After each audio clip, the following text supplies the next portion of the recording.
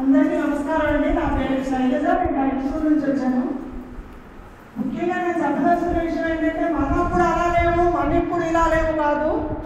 ఇప్పుడు జనరేషన్కి ఎలా ఉండాలి, మనం ఎలా చెప్తే వాళ్ళు అలా తయారవుతారు, బాగా తయారవుతారు అనేటువంటి విషయాలు చాలా చక్కగా చెప్పారు. ఎందువల్లనంటే థర్డ్ లాంగ్వేజ్ పిల్లలు ముఖ్యంగా ఆ పాటలు, తెలుగు టీచర్ల పాటలు మరి మనకే తెలుసు. మరి వాళ్ళు ఏం చేస్తున్నారు, ఒకదానికి బదులు ఒకటి, ఒకదానికి బదులు ఒకటి, సంశ్లేషాక్షరాలు, ద్విత్వాక్షరాలు చాలా కష్టపడుతున్నాం. కానీ ఇంత ఈజీగా అంటే ఈ రకమైనటువంటి ఇది మనం జనరల్గా మనం సెకండ్ లాంగ్వేజ్ తెలుగులో సంతులు విడదీయడం నేర్పిస్తాం సార్. అది మేము జనరల్గా ఫోకస్ అక్కడే పెట్టాము.